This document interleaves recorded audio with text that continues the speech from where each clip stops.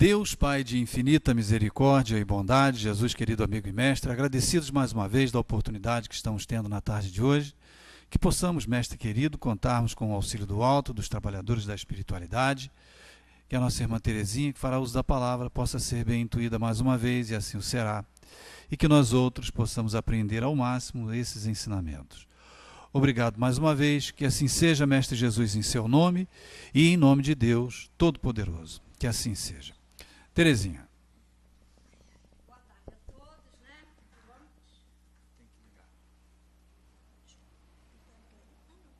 Boa tarde a todos. Sejam todos nós bem-vindos e para mais um estudo aí.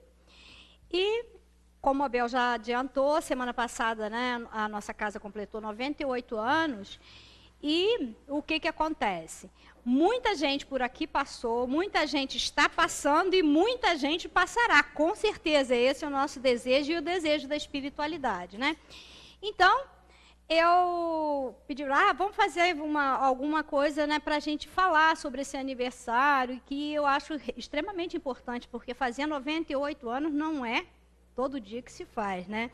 Principalmente para nós, né, a nossa encarnação é muito rápida aqui, são poucos aqueles que conseguem atingir. Então, esse trabalho ele é feito sucessivamente por várias gerações, né? Então, a gente vai começar primeiro estudando um pouco, né, vendo um pouco do histórico da nossa casa, e depois a gente vai falar um pouco das funções da casa espírita e que a gente vai ver que a gente pode não cumprir todas elas 100%, porque a gente ainda está a caminho da perfeição, a gente ainda está em aprendizagem. Mas que todas aquelas que são enumeradas aqui, a gente cumpre, mesmo que de maneira parcial, né?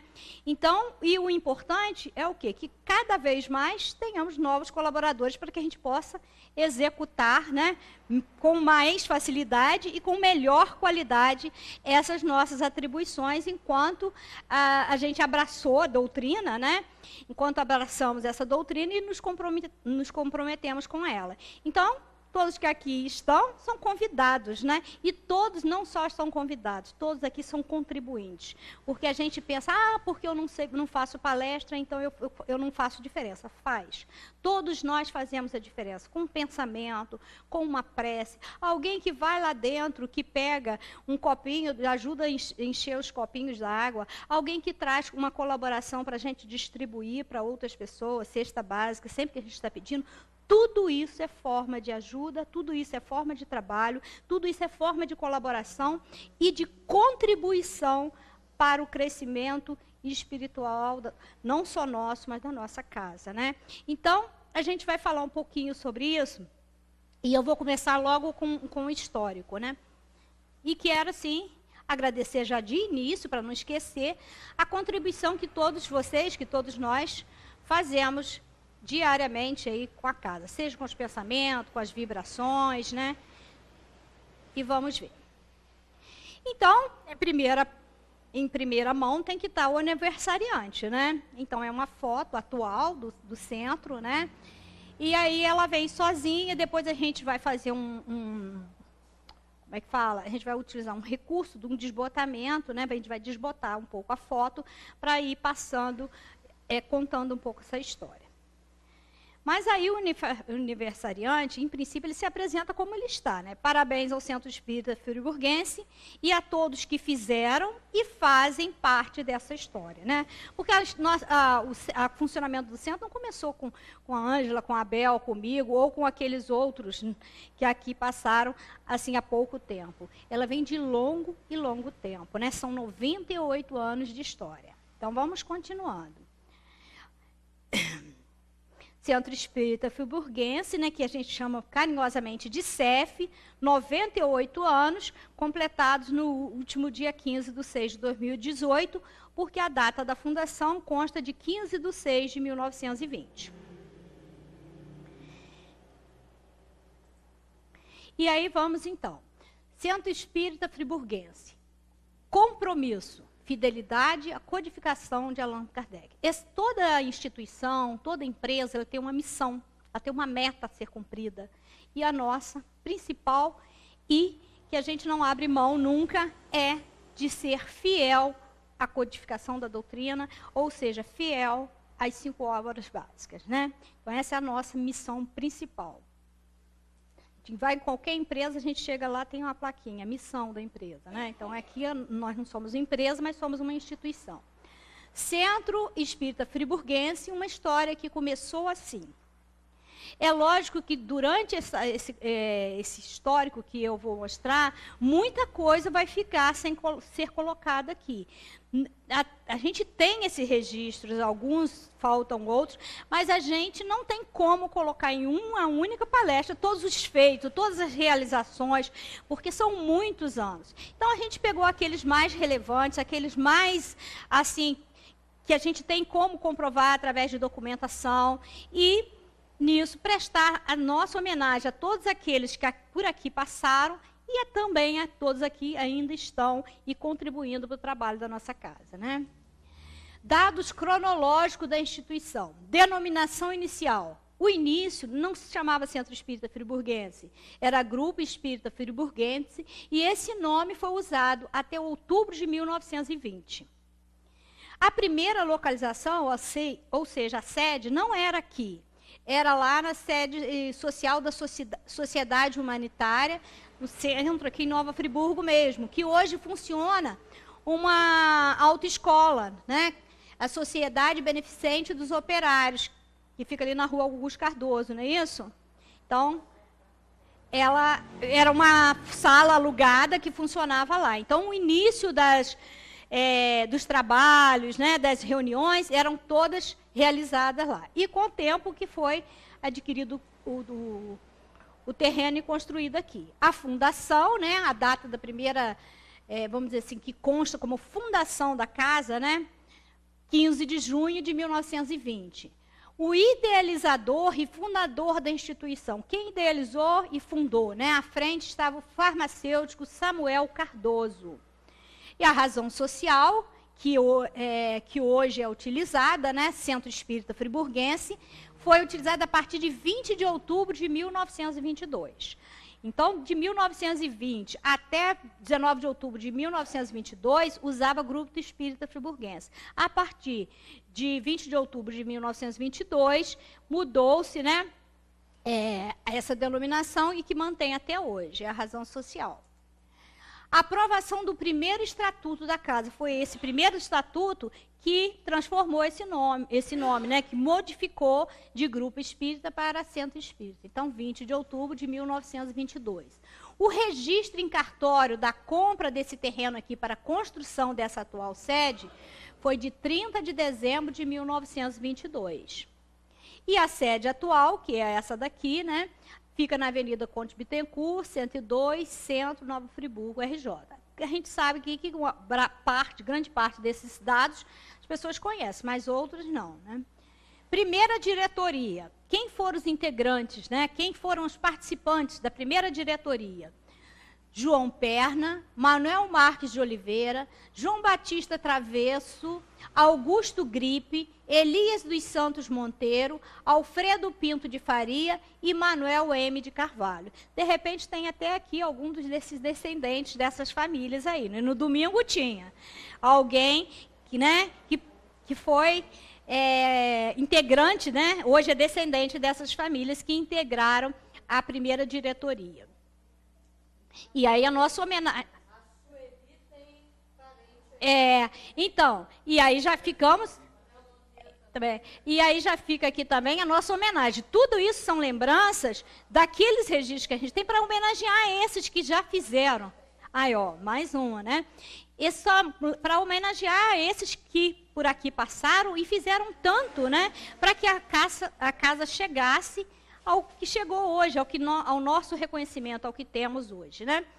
E aí vem, inauguração da atual sede, foi nos festejos de comemoração pelos 5 anos de fundação da Casa Espírita, no ano de 1925. Então, no momento em que a instituição, né, o centro, a casa, estava completando 5 anos de idade, foi inaugurada essa atual sede. Aquisição de personalidade jurídica no dia 12 de janeiro de 1928. Aqui, né, ele ganhou o reconhecimento, né, de instituição pública, porque a gente sabe que uma empresa, uma instituição, ela tem que ter um reconhecimento público, né? Em 1929, fundou o Lar Amor a Jesus, Abrigo Amor a Jesus, que nós conhecemos carinhosamente como Laje, né? Então, foi uma das criações foi do Lar Abrigo Amor a Jesus, que foi feito por aqui. Ali tem, né, uma foto do Lar Abrigo Amor a Jesus. Outras realizações que a casa fez durante todo esse percurso. Ali tem um a mais, que eu vou já tirar de uma vez, né? Porque ficou... Ah, mas não vai dar. Vou ter que... Porque está no modo...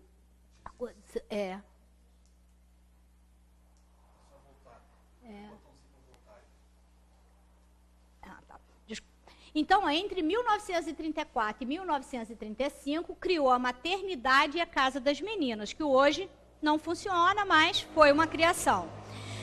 Outro dado, que de acordo com o jornal local da época, que tinha um jornal antigo, A Paz, em 14 de março de 1937, o CEF inaugurou um albergue noturno e uma farmácia homeopática que funcionaram neste prédio. Então, olha quanta coisa, né, quanta contribuição para a sociedade, quanta ajuda que já foi, né, realizada em outros tempos.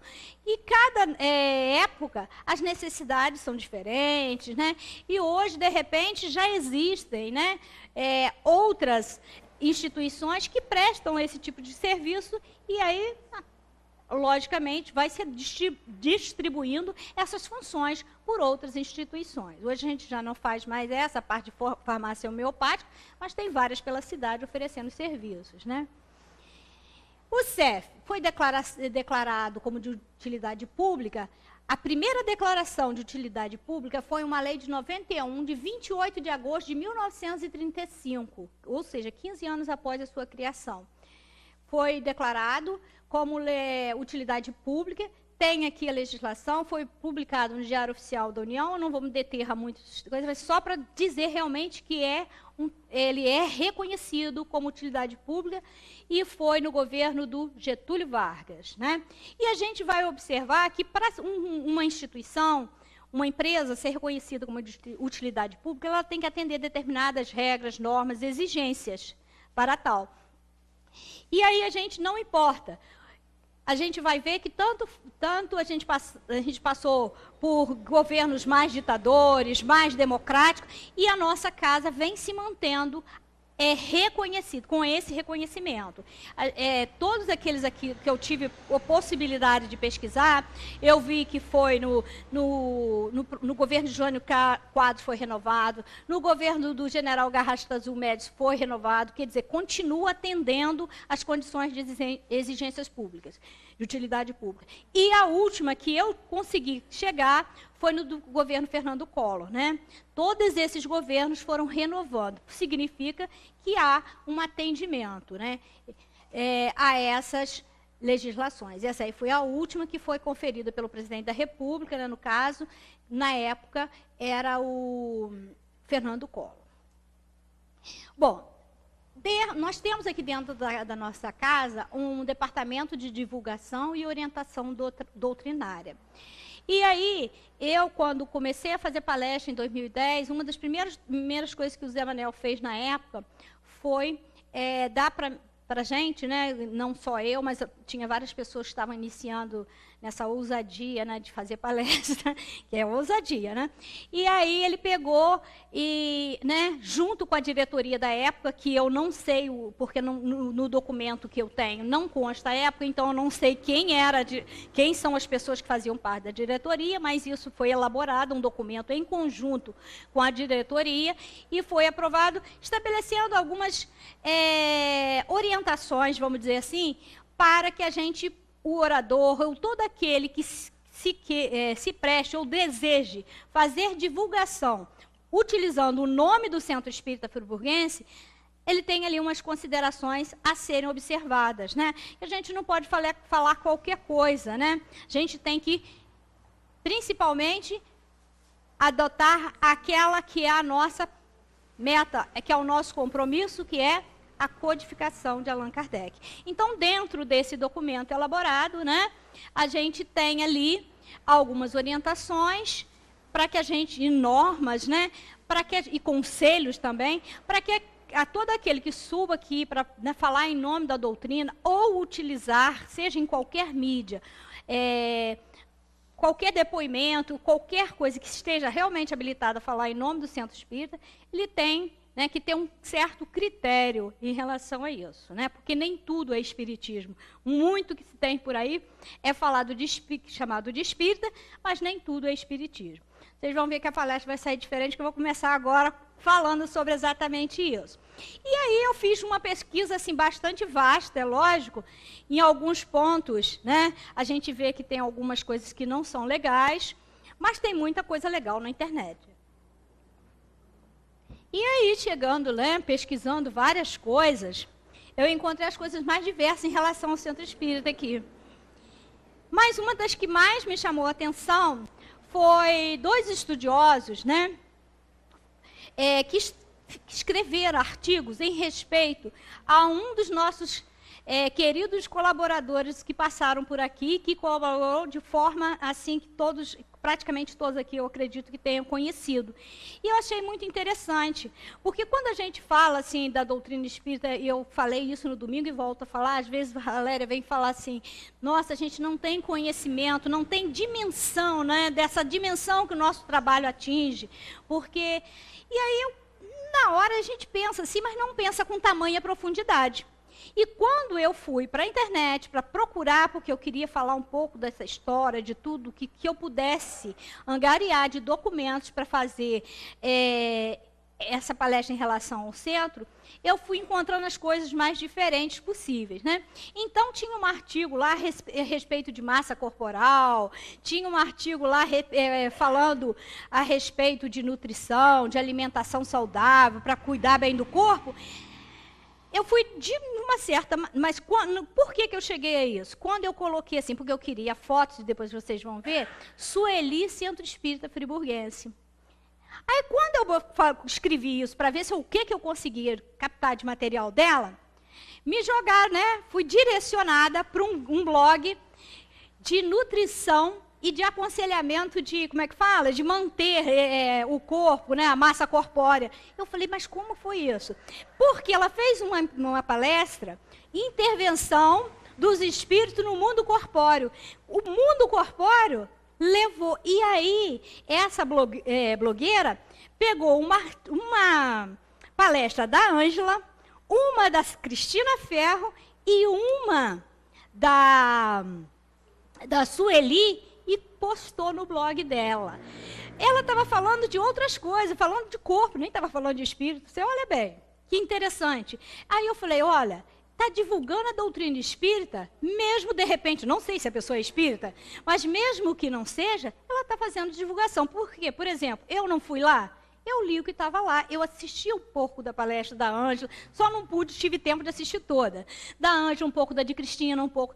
Aí eu falei, gente, realmente, quando Valéria fala que a gente não tem conhecimento da dimensão do quanto esse trabalho atinge exatamente. Porque a internet é uma coisa que nós chamamos de rede, é uma coisa que vai puxando a outra. A rede, a gente não, quando joga ao mar, vai puxando, e é exatamente assim. Você joga uma palavra e associa ao Centro Espírita Friburguense, eles logo direcionam para blogs, para artigos. E foi dessa forma que eu encontrei 2, e depois encontrei muito mais que isso. Mas eu não tive oportunidade, porque senão eu ia me perder diante de tudo. Eu encontrei 2 artigos, a princípio, na internet, a respeito do nosso centro. E eu achei assim, muito interessante. Porque, ao jogar, né, determinadas palavras ou vocábulos, veio um artigo escrito por um professor, né, da Universidade do Estado do Rio, da UERJ, e ele escreveu sobre o espiritismo que é realizado aqui, né, sobre o trabalho feito na Casa do Centro Espírita, e ele fala sobre isso, inclusive, fazendo altos elogios ao Zé Manel, mas depois ele fala do Centro Espírita. Se fosse somente a figura do Zé Manel, eu não que ele não mereça, claro que ele merece, mas eu achei que caiu como uma luva para se falar no momento em que nós estamos comemorando os 98 anos do Centro. Então, o nome do artigo se chama Espiritismo Original e foi escrito por Jean-Luc Picard. E ele dá o título assim, Forma deturpada, aliás, o subtítulo, Forma deturpada do Espiritismo enfraquece cada vez mais na internet. Fora dela, ainda segue com plena força. E aí eu vou ler um trecho, eu não vou ler o artigo inteiro, porque seria muito cansativo. Só os trechos que eu achei mais relevantes para a gente comentar. Se depender da internet e de alguns palestrantes, eles terão que fazer seu proselitismo para as paredes, ou seja, não tem ninguém para ouvi-los.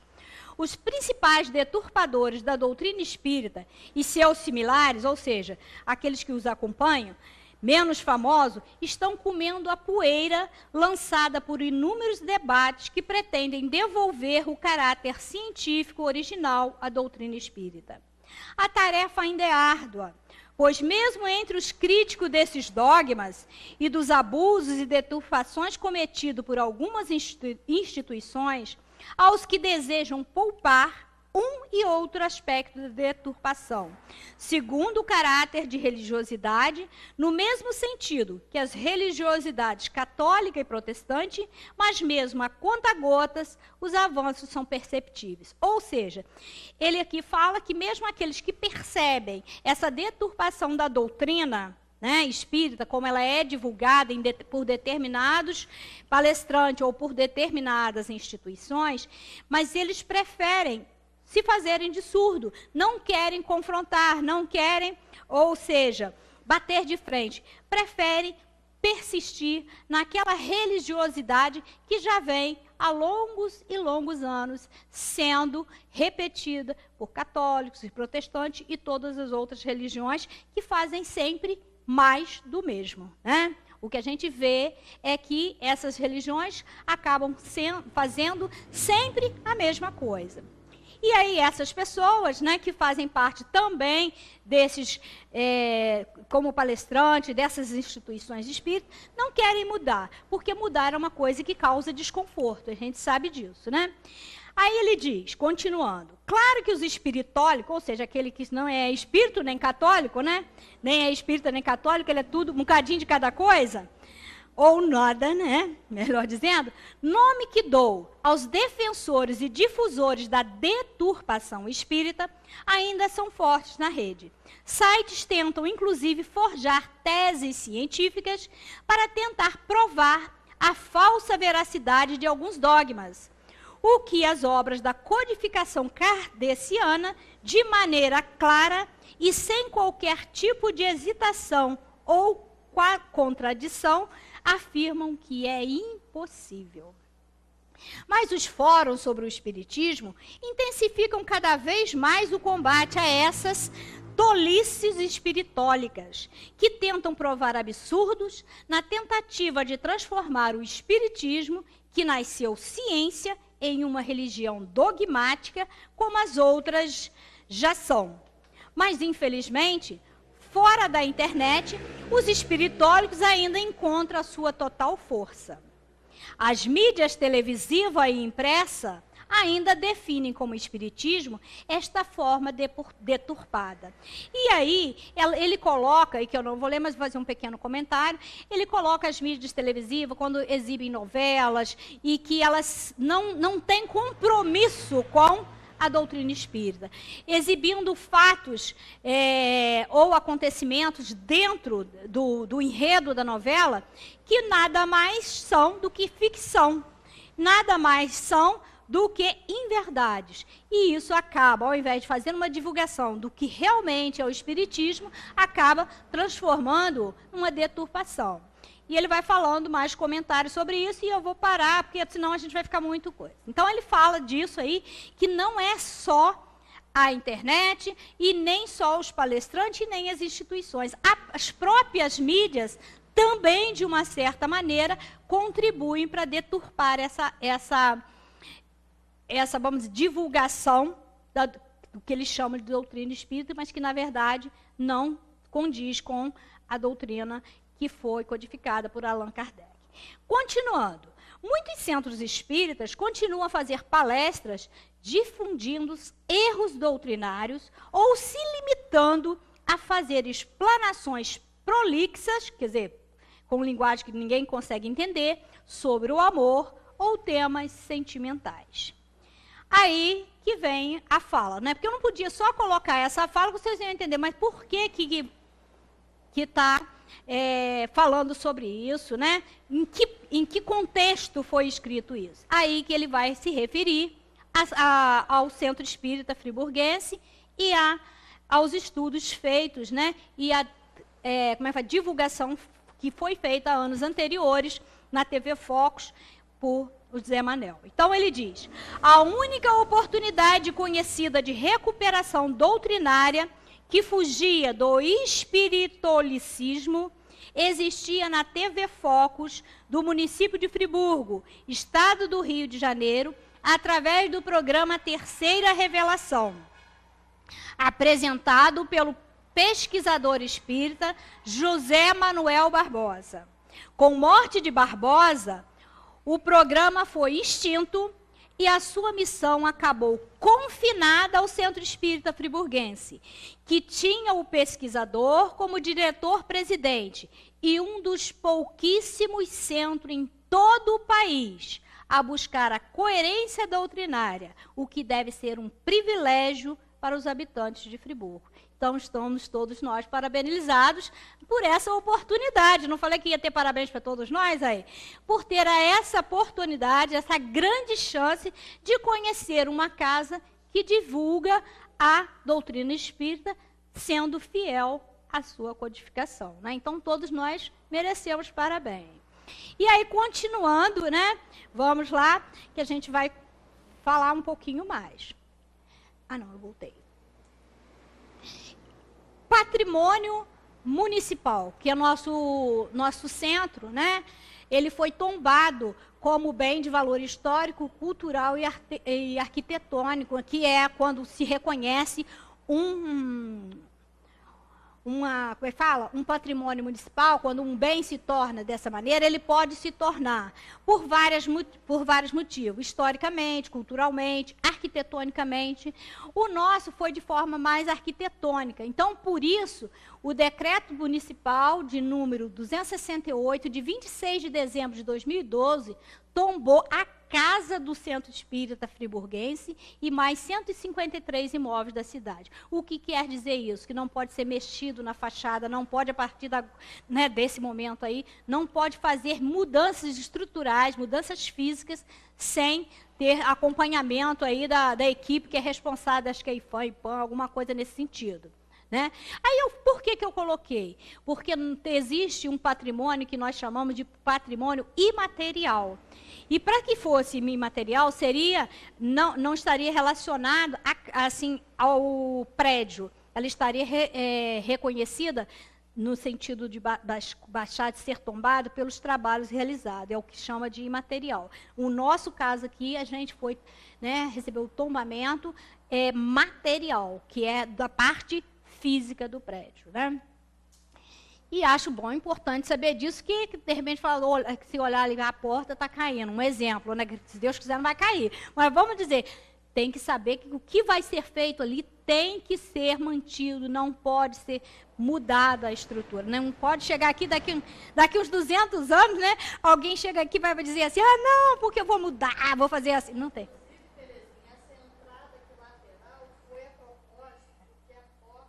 Muito pesada, Cramos. Exatamente. Quando eu aqui cheguei, eu entrava por lá. Mas aí, para preservar, porque senão poderia realmente cair, que a porta é muito pesada e uma estrutura, né, antiga, aí foi feito para preservar a fachada mesmo, tá? Muito bom lembrar, Ângela. O que é uma casa espírita? Aí agora, né, a gente vai ver o que é uma casa espírita. A casa espírita não é apenas um espaço físico para reunião de espíritas. Ela deve ser um ponto de apoio da espiritualidade no planeta Terra para proporcionar proporcionar o aprendizado, a fraternidade e a convivência. Então, casa espírita não é só esse espaço físico. Não é só aqui que a gente vem aqui, fui embora. Não, a gente tem que o quê? Pensar que ela é um ponto de apoio da espiritualidade no planeta Terra. Mas é muita pretensão pensar que é no planeta Terra em Friburgo, porque não existe, né? Não existe essa limitação territorial. Quando a gente aqui pensa no desencarnado e pede por ele, quando a gente aqui pede pelo nosso amigo, nosso até inimigo que está distante em outra localidade, essa casa, né, através da espiritualidade superior, nos apoia e nos ajuda. E dessa forma também, né, nós podemos emitir energias positivas, pensamentos positivos. Então, ela é um ponto de apoio para o planeta, para o universo, para tudo, né? Porque onde existir, né, o nosso pensamento e direcionado, nossas energias forem direcionadas, elas irão atingir e seremos atingidas por ela também. Né? Porque em outros pontos, que se direcionarem os pensamentos para conosco, a gente aqui também receberá essas influências. Então, não é uma coisa só para Friburgo, é para todos aqueles que aqui vêm, mas por aqueles que aqui não vêm e também se fazem presente através da troca e emanação de energias. A importância da casa espírita. A importância de uma casa espírita cresce à medida que seus frequentadores se dispõem a estudar a doutrina espírita e a transformar a realidade mediante a vivência do Evangelho. Porque não adianta que a gente seja frequentador assíduo, se a gente não se dispõe a estudar e a transformar a nossa vida diante da realidade, ou seja, vivenciar aquilo que aqui aprendemos. E isso, de uma maneira muito mais ampla, vai se estendendo à maneira que vamos nos modificando, nós vamos alterando o ambiente que a gente vive. Automaticamente, vamos servir de referência, vamos servir de exemplo para o outro.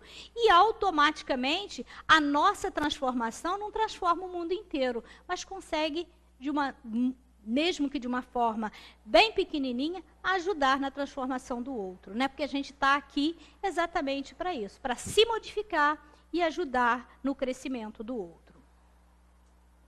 A função da casa espírita. As funções mais relevantes, né, porque tem muitas, eu citei aqui algumas, e que devem ser exercidas, não que todas não sejam importantes. Todas são importantes, como desde o início eu disse. Um pensamento que você emana de força, de amor para alguém, em prece, tudo isso é contribuição. Mas aqui eu destaquei algumas. Mais relevantes e que devem ser exercidas pela casa espírita, podem ser assim relacionadas.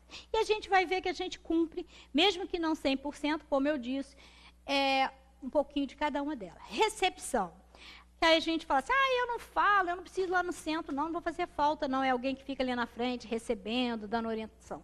É extremamente importante essa função dentro da casa.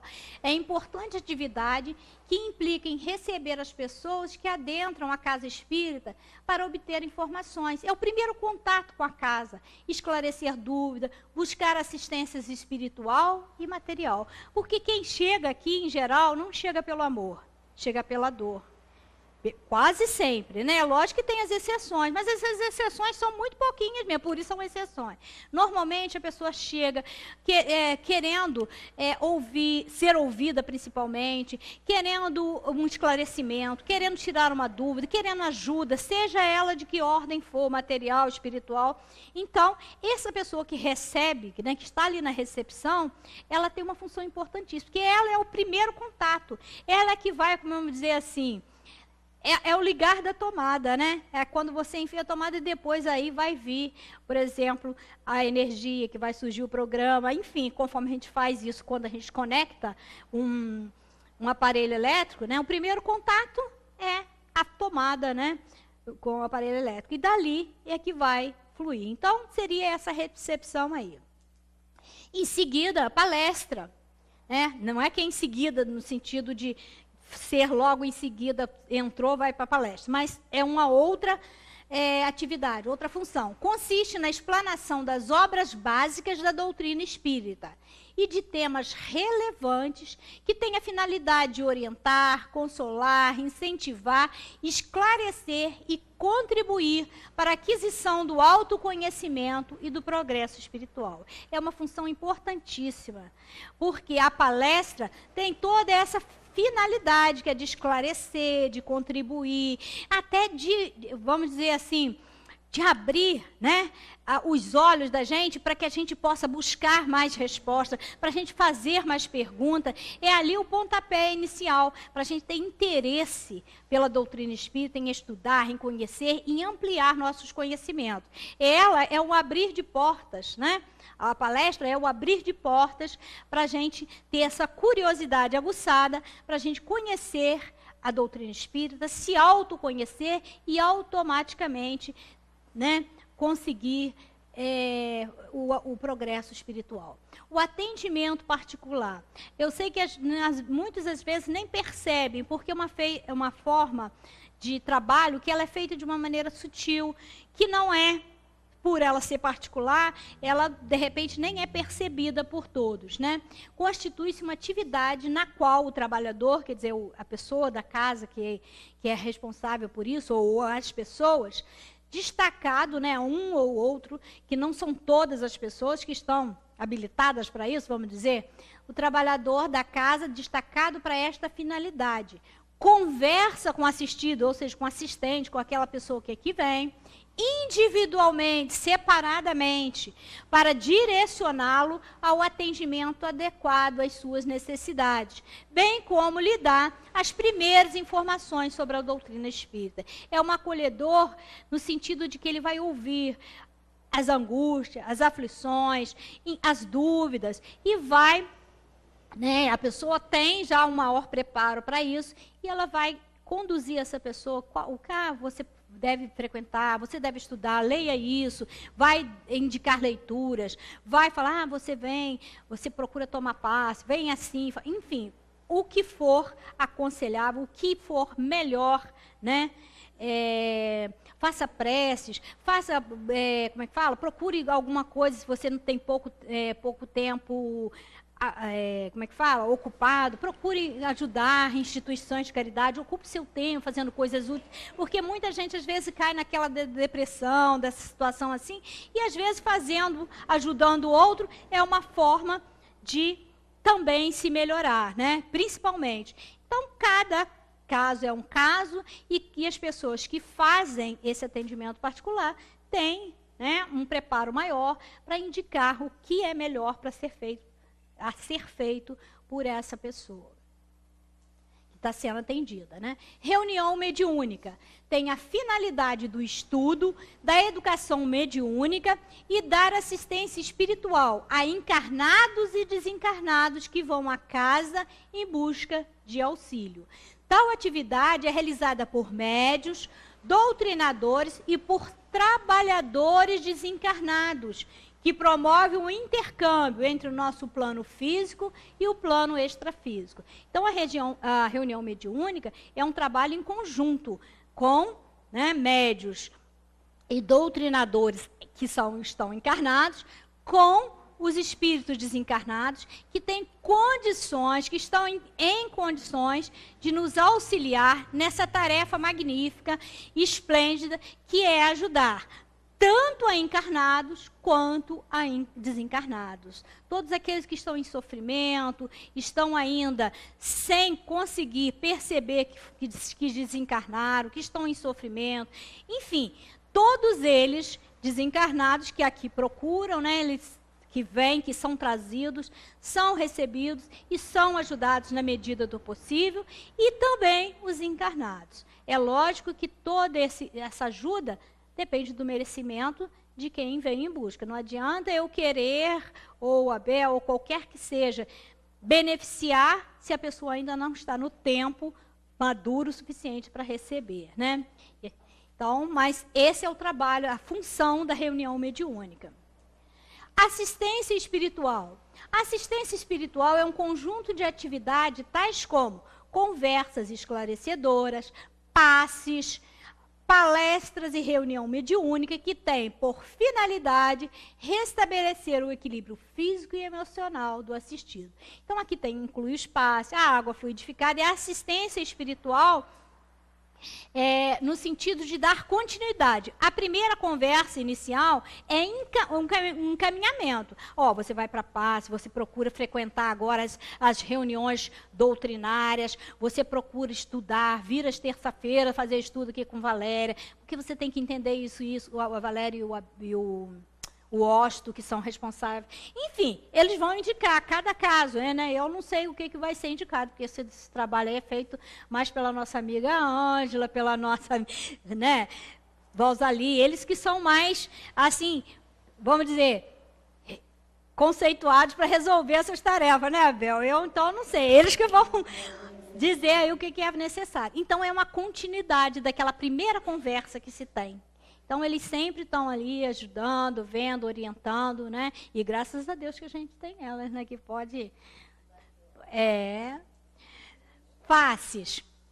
Os passes é uma coisa que a gente faz aqui, atividade que consiste na transfusão de energia entre os espíritos encarnados e desencarnados, que independente da forma que é realizada, promove o bem-estar do assistido e do assistente, reequilibrando-os espiritualmente. Ou seja, muita gente diz, porque o passe é coletivo, ele não tem validade, ele é fraco, nada disso. A própria doutrina aí diz, que independe de como ele é realizado. Ele pode ser realizado à distância, não precisa nem estar perto, que eu emano um pensamento positivo, eu faço uma prece em favor de alguém que está distante. Muitas vezes a gente recebe, né, pedidos dessa forma. Fulano está lá na Alemanha, a mãe dele mandou pedir, que está assim. A gente daqui emana um pensamento, faz prece, pede ajuda da espiritualidade, daí um pouco a gente recebe o quê? Fulano falou que a coisa até resolveu, graças a Deus ele está melhor. Então, por que se é coletivo ou sozinho? Não precisa nem de presença. O importante é a intenção, né? Isso é o que vale.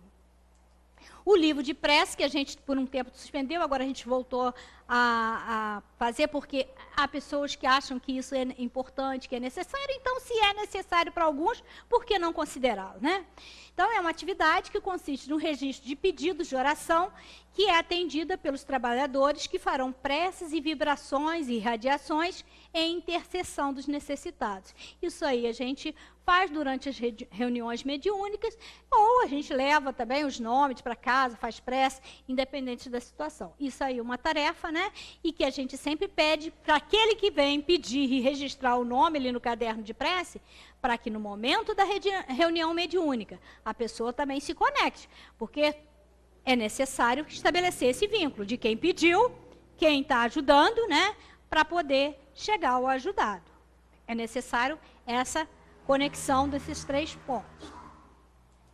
Estudos doutrinários, que aí eu falei agora há pouco, que é feito pelo Osto e a Valéria terça-feira, constitui-se no ensino e estudo da doutrina espírita e funciona como continuação da assistência espiritual. E vamos ver por que continua. Pois não adianta ao frequentador apenas receber passes e ouvir palestras, e etc. É preciso estudar as obras básicas para conquistar a evolução moral e intelectual. Então, o nosso esforço é estudar e procurar colocá-la em prática. Porque a gente está ali muito mal, e aí vem cá, recebe o passe, né, tira um obsessor e ouviu a palestra. Depois esquece, aí domingo que vem eu vou voltar, terça-feira... Esqueceu, durante a semana nem pensou nisso. Aí, quer dizer assim, é algo mesmo totalmente descompromissado. Não é que tenha que vir aqui, se possível vir, mas se não... Vamos chegar em casa, vamos ler a doutrina, vamos estudar, vamos pesquisar. Tem dúvida? Vou procurar. Eu li essa semana, não entendi isso aqui. Na próxima oportunidade que eu tiver no centro, eu vou chegar lá, vou perguntar o que isso aqui quer dizer, por que é isso, por que é aquilo. Então, isso é estudar. Estudar não é só ler, é só interrogar, pensar sobre a doutrina, né? Não esquecer, sair daqui e esquecer. Assistência material, muitos de vocês colaboram, né, porque aquelas pessoas que aqui vêm, que nos solicitam ajuda, porque não adianta você falar de doutrina espírita com um cara que está com a barriga roncando. Ele vai achar que a gente é maluco, né? Primeiro a gente tem que fazer o quê? ajudar naquela necessidade material que urge naquele momento, né?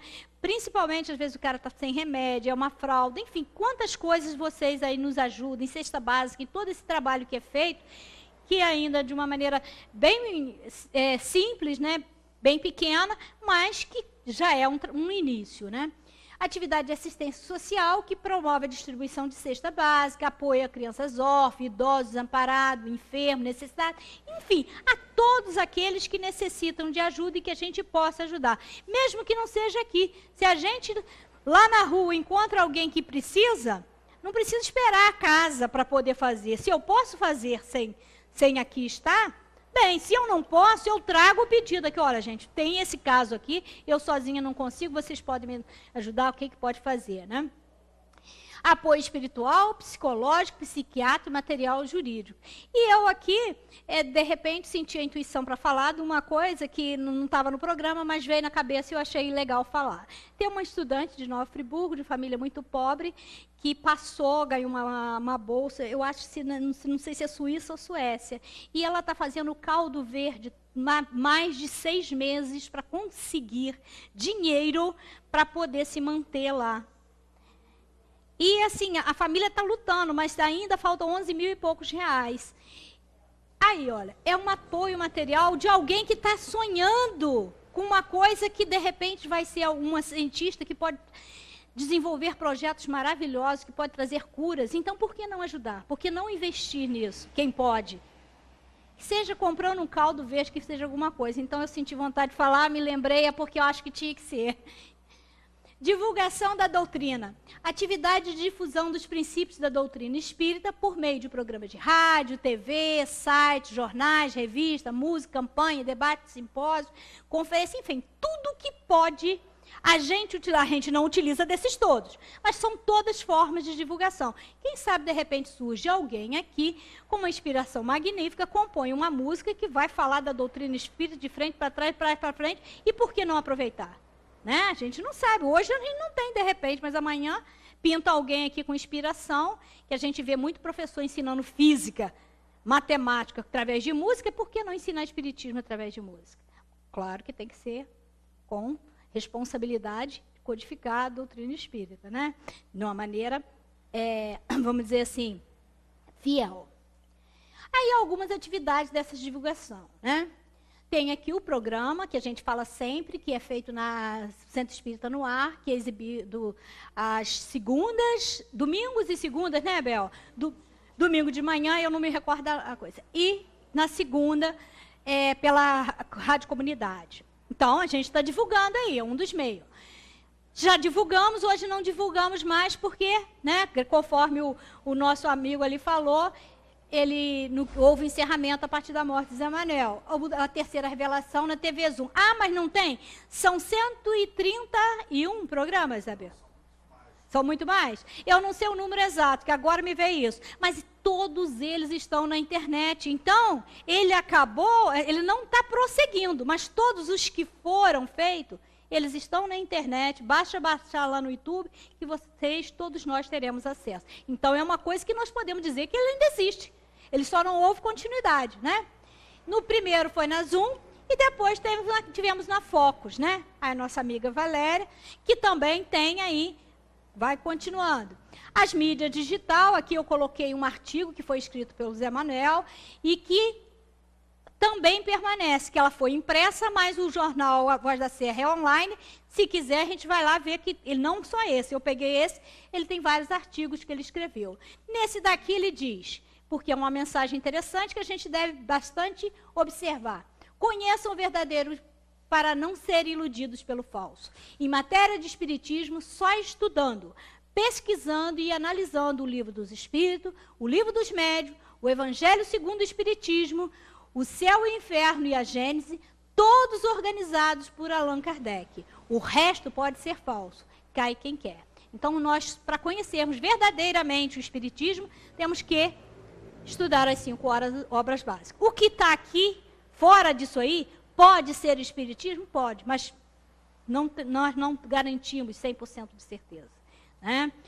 O que está fora deve ser lido e deve ser confrontado, né? Mas somente após conhecer a doutrina espírita, as obras.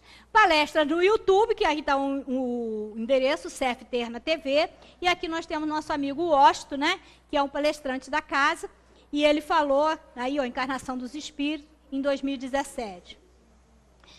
As palestras espíritas realizadas aqui, nossa amiga Sueli, amiga de todos nós, né, que falou no dia 12/6 aqui na casa, agora o último, sobre namoro e relacionamento.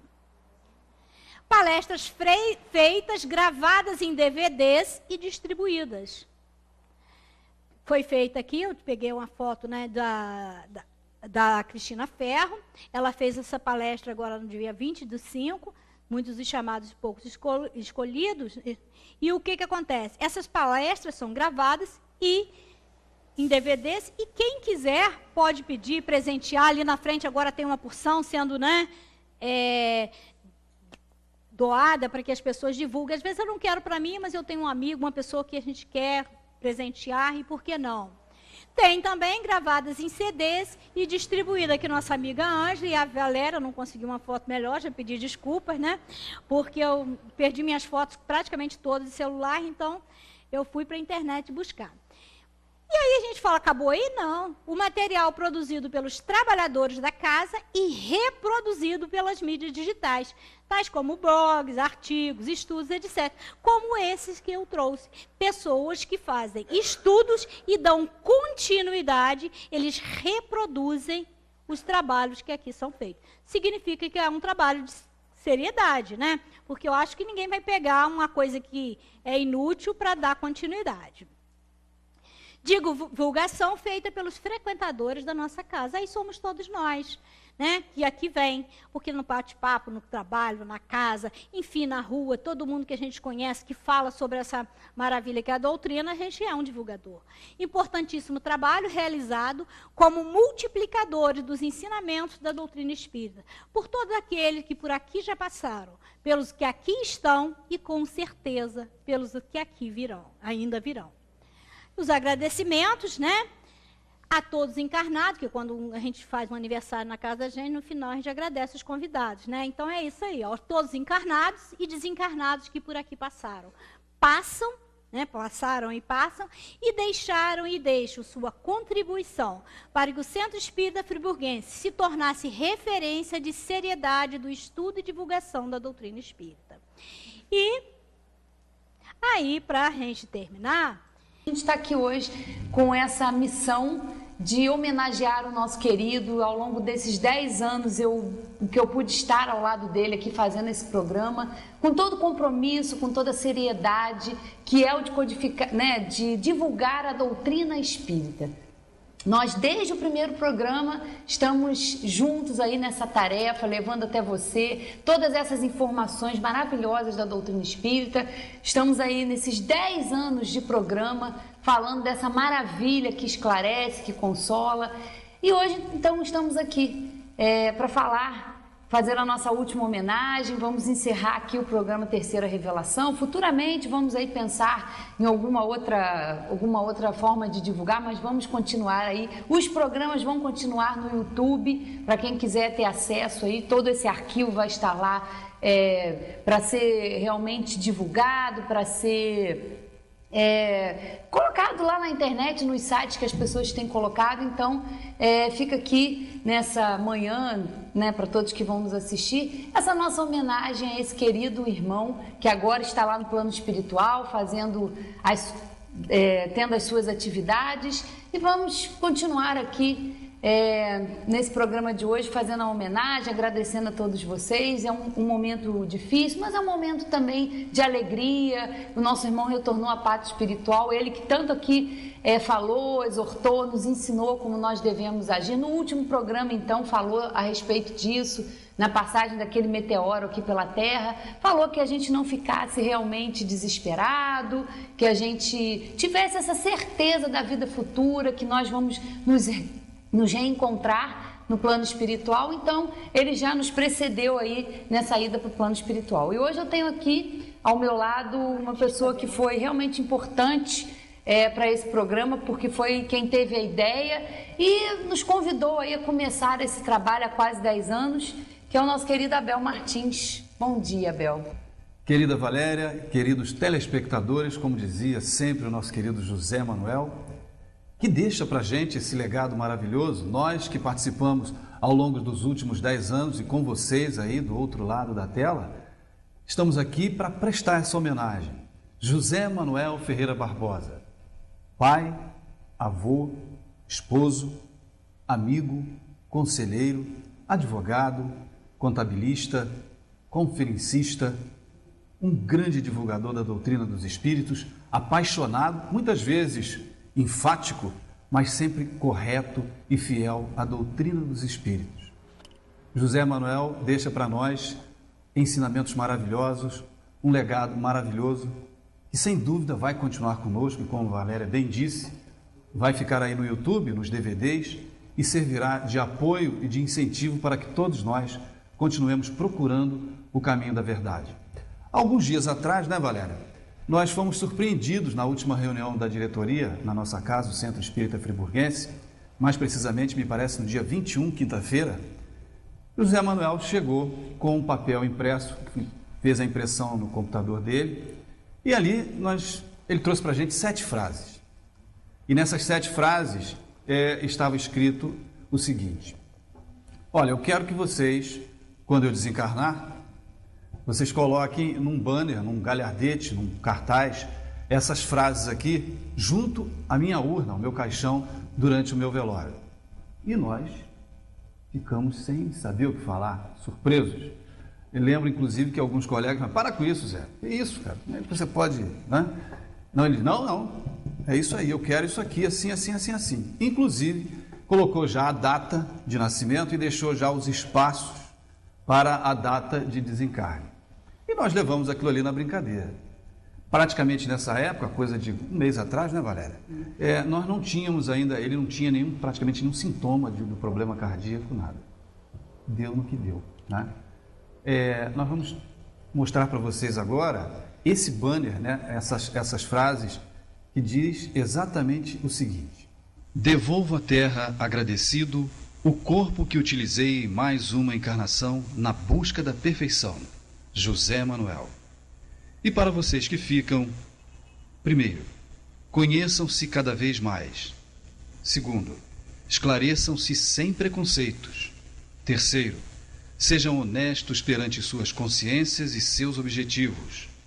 Quarto, sejam simples e humildes para serem felizes. Quinto, imponham-se o perdão incondicional a todos os que o tenham magoado sem nenhuma exigência. Sexto, enquanto a vida nos separa fisicamente, a morte nos une pelo amor e pela afinidade em outra dimensão. Sétimo, não tenham medo. Deus é supremo amor e justiça. Logo nos encontraremos em outras. Até lá. José Manuel. Não estamos aí largados e jogados e com um futuro incerto, não. Nós estamos planejados, nós fomos planejados. Observe que nos mínimos detalhes o planejamento da inteligência suprema se mostra. Eu gosto muito de falar nas orquídeas, que é uma das flores mais lindas, ou então a do maracujá. Aqueles que conhecem, observem as asas das borboletas, observem as penas dos pássaros, a harmonia. Me escrevam para cá dizendo onde vocês detectaram na natureza uma combinação errada de cores. Você pode olhar para mim, ele está totalmente desarrumado. Aí ele combinou roxo com amarelo, vermelho, a Valéria também. Agora mostrem a natureza. Quando vocês olham para uma floresta, falem assim: aquilo ali não está combinando ali. Aquele ipê amarelo ali não está combinando. Aquela quaresmeira roxa ali com aquelas flores não está combinando. Me mostrem, não se vê isso. Vejam as linhas, as ranhuras, a textura de qualquer folha. Que perfeição. Tem algumas que se dão o luxo de serem bordadas pelas pontas, todas bordadas nas laterais, e às vezes com uma corzinha diferente, um acabamento colorido. Oh, isso é encantador. Olhar para isso e perceber, e achar que isso foi por acaso, é o mesmo que você achar esse livro aqui, foi explodir uma gráfica, e aí esse livro foi achado, por causa da explosão, formou o dicionário.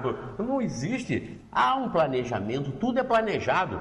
Assim como nós planejamos tudo que nós utilizamos, A inteligência suprema, a causa primária de todas as coisas, como definem os espíritos, é a planejadora, é a arquiteta, é a idealizadora de todo esse contexto, de todo esse universo. Então o Espiritismo tem a colaborar com isso, mostrando Deus como inteligência suprema, a causa primária de todas as coisas. Nós, como almas imortais, que já chegamos a esse ponto num processo de evolução, do átomo até onde nós estamos e até onde nós chegaremos, a ser perfeitos um dia. Então essa alma individualizada, no meio desse caminho da perfeição, ela é imortal, indestrutível e progride por conta própria. Olha o que os espíritos estão ensinando. Até aqui não destoa das outras religiões, que apresentam Deus como Criador e a alma como imortal. Mas o Espiritismo elucida esses dois itens, esses dois princípios dessa forma que eu estou apresentando para vocês. Em terceiro lugar, como terceiro fundamento, os Espíritos vieram revelar essa alma imortal, como tudo, está numa transição universal, está repassando por mundos e mundos para chegar à perfeição. Como eu comecei falando aqui, não é o princípio nem o fim. Aqui é uma das estações que nós paramos na grande viagem da perfeição. Bom, como disse nosso irmão Abel, ele realmente nos pegou de surpresa, né? E escreveu essas belas palavras aí que a gente acabou de ler e deixando essa reflexão para todos nós. É claro que o nosso irmão está lá, vai continuar nos auxiliando, vai continuar no seu trabalho, que agora é maior ainda, né, nos ajudando aí nessa tarefa de continuar aí o seu legado, de continuar a honestidade, a seriedade, a convicção que ele tinha ao falar da doutrina espírita. Então nós vamos continuar aí esse trabalho, ele está muito bem, com certeza está lá se recuperando e daqui a pouco vai estar aí a posto para nos auxiliar nessa tarefa.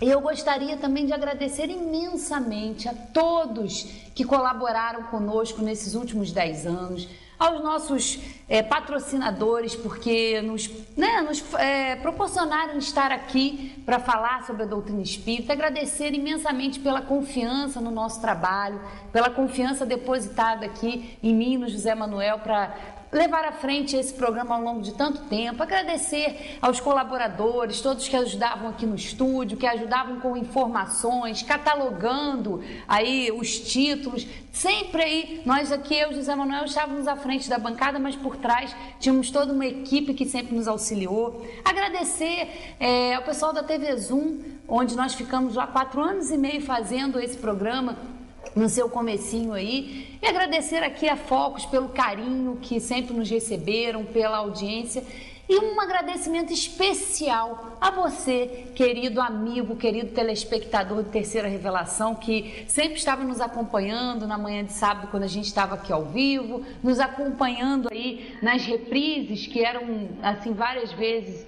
aí ao dia. Para você que nos acompanha através do YouTube, a gente agradece imensamente. Nós, desde a terça-feira, recebemos muitas demonstrações de carinho, de afeto com o nosso irmão, muitas pessoas envolvendo ele em preces, em boas vibrações. Então a gente agradece imensamente a você que nos acompanhou e a gente deixa aqui esse abraço, esse carinho, essa retribuição a todos vocês que nos auxiliaram ao longo desses 10 anos. Vamos continuar no trabalho da doutrina espírita, vamos continuar divulgando assim como o nosso irmão queria, né, Abel? Então, estamos aqui hoje nessa tarefa. Realmente, Valéria, nosso irmão José Manuel vai deixar saudade, mas vai deixar também para nós a certeza de que estaremos juntos, como ele sempre dizia, e disse, como disse no banner, né, no cartaz, até lá, né, estaremos todos juntos. Nós agradecemos de coração a todos vocês e nós vamos nos ver, com certeza, novamente, né, Valéria? Com certeza. Até a próxima. Até a próxima. Então, gente, né? Há momentos na vida que custam a passar, mas que deixam na alma um sabor doce por saber que, apesar de difíceis, existem e podem ser vividos, e que por não nos matarem, nos tornam mais fortes. Grande Abel, né? Então, gente, esse vídeo, né, tem a função de fazer o agradecimento em nome, né, de todos aqueles que aqui passaram, porque outros a gente não tem material, eu pelo menos não tenho, que eu moro há pouco tempo aqui, então o material que eu tinha de alguém que já passou pela casa, que fez um trabalho que a grande maioria de todos nós reconhece, né, e conheceu e teve a oportunidade de conviver, foi o Zé Manuel. Então, eu utilizei, né, para agradecer aos desencarnados em geral, utilizando dele, né, da fala dele, do momento dele, para agradecer a todos os desencarnados que por aqui passaram e que tanto nos ajudaram a construir o que hoje nós temos e que podemos nos sentir orgulhosos, como o artigo que foi escrito pelo autor diz.